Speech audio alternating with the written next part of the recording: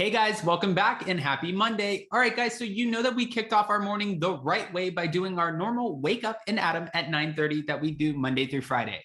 Now, in doing so, obviously you guys know that I have 4 shots of espresso to kick off my day, and I think it's always such a fun way because I have so much extra energy in the morning. So if you guys haven't caught a live at 9:30 and you're sitting around, you're putting on your makeup, putting on your face, having some tea, coffee, or getting your kids together, just turn it on. Listen, we have a great time. Now, that's not what we're back to talk about today, unfortunately, because we already did it. So that chapter's over. We're back to talk about Porsha's family matters, or at least her cousin who is speaking out after last night's episode. Obviously, you guys know that we'll be back at 12:30 p.m. today to talk about Porsha's family matters with Tisa Tells and Grace Report. So we're going to do a full live recap, but in the meantime, some more stuff is dropped and we have to talk about it. Now, the Shade Room, which I always love going and checking out their Instagram and their site because they always have some, well, 1, funny, and 2, interesting tea, and they did not disappoint this morning. Porsha Williams' cousin shared some of her thoughts following last night's episode of the show. This is what was said. "One thing I don't stand for is disrespect."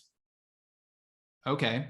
"I don't care who you are. You don't disrespect anyone's mother. You don't call someone's mother out of their name. And you definitely don't try to put your hands on anyone's mother." All right. Guys, there's more. Before we jump in, if you haven't already, go ahead, smash that like button. If you're not subscribed, get subscribed. Show some love. And don't forget to hit that notification bell. Let's keep going. It's time for all your binge-worthy pop culture news. Welcome to Up and Adam. Many have asked me my opinions on the show, so here it is. I'm glad that I declined to do the show after being asked to be on there. I don't agree with a lot that's being portrayed, but what I am grateful and thankful for is that the world gets to truly see who Dennis and Mama Gina are. Ones that over the years I've personally gotten to know and love. Ones who have called and checked in on me and my family almost every day since my mom passed. So no one can ever say anything bad about them or disrespect them in my book. I will not stand for it. Now, of course, she continues, and to answer some of y'all's questions so I don't have to answer them anymore.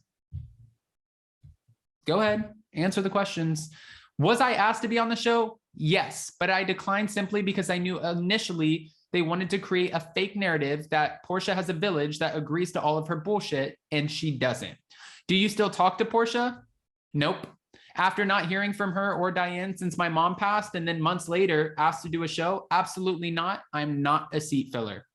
And then she answered another question. Do I agree with Porsha and Simon's relationship? I don't agree with messing around, better yet, being engaged to a married man, which I told her my thoughts, and her response, amongst a few other words, be blessed and oh, have the Lord been blessing me. Okay. And then she said, for the record, I am no one's ass kisser, seat filler, flunky, or groupie. Never have been and never will be. And I for damn sure am not one to be called out of convenience. Hashtag when you can't control the narrative.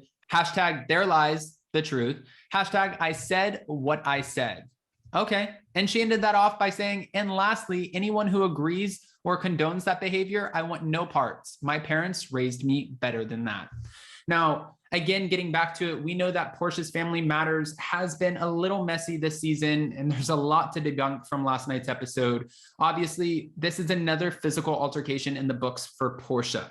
I don't know what that looks like for her or her time or future on the shows, because after she dragged Kenya Moore off the reunion floor, she was brought back the following season because Andy Cohen, the network, and the executives felt like Kenya kind of taunted that situation, but Porsha was penalized by being demoted to a friend. We still saw her on the show. She was just not a full-time housewife position. Now, moving on top of that, Porsha ended up walking away from the Real Housewives of Atlanta because, in a lot of people's opinions, she did not want to face off with Kenya Moore, Marlo Hampton, and a few other women, aside from Drew Sidora, that was like her main support system on the show. A few of the other women who did not agree with her relationship to Simon Gobadia.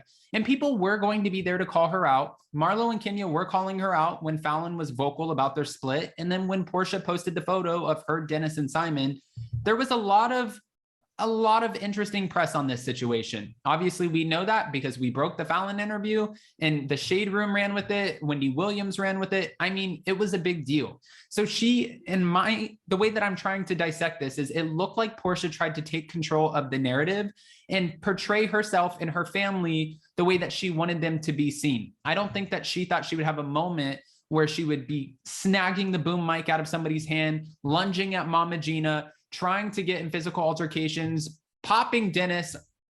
I think she lost control over her emotions. It happens. But it does lead me to my next question.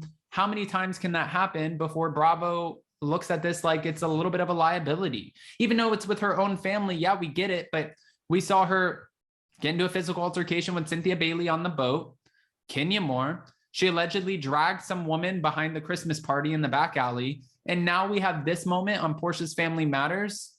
Someone's going to have something to say. Now, she has since apologized about it and said that she takes complete accountability and responsibility for her actions. But is that enough? Personally, I don't want to see Porsha go anywhere. I'm not loving Porsha's Family Matters. I think it's an interesting take on what's going on, and we can see where they're so very obviously trying to control the narrative. I just don't think it was the right move for Porsha. I think by putting her family out there and trying to control and seeing where we, got the producer last night that walked into a scene saying, I don't understand why nobody is talking about last night. And then knowing that Porsha sent a text message to the whole entire family and even her friends who were filming in that moment saying, do not talk about last night. We can see where obviously Porsha is trying to make sure this thing does not run away from her. But when it comes to reality TV, unless you're an executive producer, you don't have that kind of control. And I think that's what Porsha's missing in this case. Now, guys, I don't want to just give you that information and not ask what you think. So since this woman, who is Porsha's cousin, you can find her on Instagram at Lady T Ford, LADYTFORD. Shade Room was the one who reposted her. But since she's coming out here and putting Porsha on blast, I do have to hear, because I know you guys are unfiltered as hell, what your thoughts are about this. Of course, again, we'll be doing a little bit more of a deep dive into this at 12:30 p.m. when we do go live with Tisa Tells and Grace Report. But it doesn't mean I'm not going to drop pre-records in the meantime and start reading the comments. I gotta know. And also, before you go, don't forget, we are also going live today at 2 p.m. on DJ Richie Sky's channel to recap last night's episode of Real Housewives Salt Lake City. And then, of course, we'll be back on Jason's channel later, hopefully, if there's enough takes, to do today's hot takes at 5 p.m. Eastern. So there's a lot. We have a lot coming up. I hope you guys brace yourselves. Happy Monday. Guys, don't forget to smash that like button. If you haven't subscribed, make sure you get subscribed. And don't forget to hit that notification bell. We'll be back so very soon. In the meantime, I hope you have a beautiful kickoff to your Monday. Have a great week. We have a lot of exciting content coming your way. You have no idea. Brace yourselves.